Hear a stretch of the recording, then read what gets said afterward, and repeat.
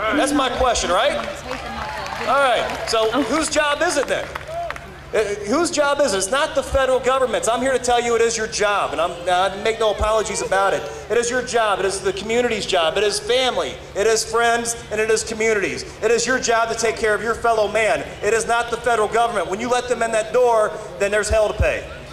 So it is your job. If our founding fathers, you know, George Washington, all these guys that made our country great, that brought us the Constitution, you know, would back there and say, well, you know, it's not my job. You know, I'm living all right. I'm doing great. I don't need to go out there and put my life on the line, sign this Declaration of Independence. You know why they did it? Because they did it for their children. Ultimately, that's what it comes down to. They did it for their children.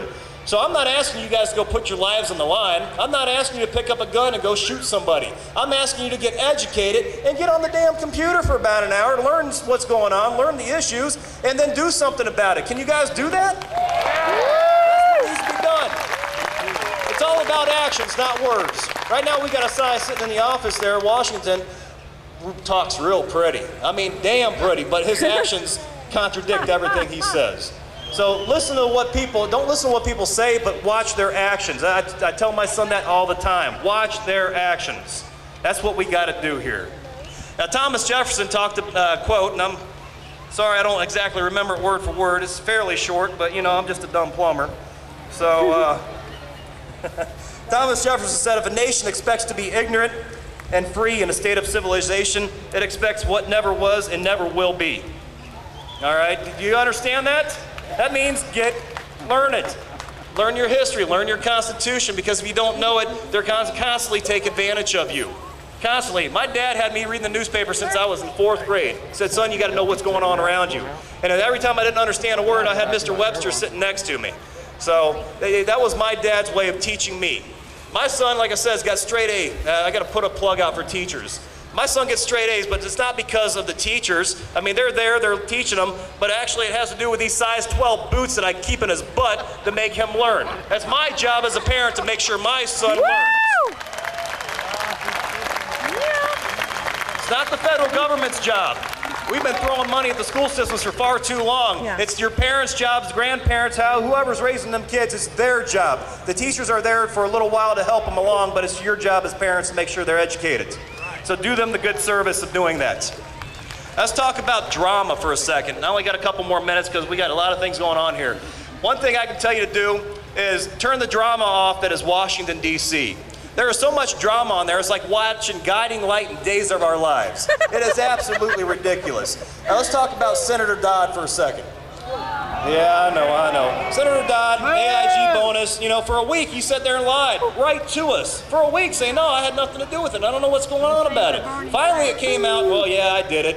But he almost pretty much, well, yeah, I did it, so what? Americans don't stand up to him. So, I mean, he can get away with it, he's thinking. Well, as soon as that happened, yeah, I did it, what happened? Oh, Somalia pirates happened. That's drama. It took away from the real issue. I'm wondering why we're not back to Senator Dodd and what he's done. He defrauded America. But they bring drama into the problem.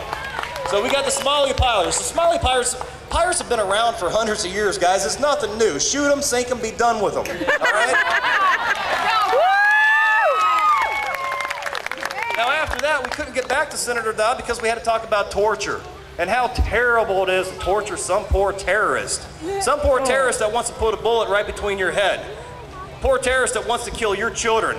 And it's immoral to torture terrorists? Please. That same guy talking about it's immoral to torture terrorists sits there and talks about abortion like it's no big deal. Yeah, I don't get that one. You know, he wants to quote great men. He wants to quote great men like Abraham Lincoln. That cracks me up. He wants to quote great men like Thomas Jefferson, but he only wants to take bits and pieces. Thomas Jefferson said it was immoral for us to shackle our next generation with our debt. But he's willing to do that, and he's willing to do it more and more every day.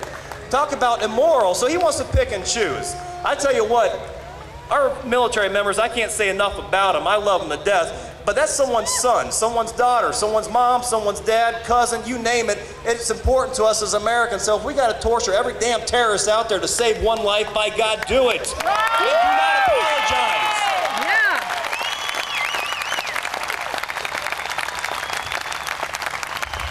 I'll leave you with a couple things here. 1, there is a God.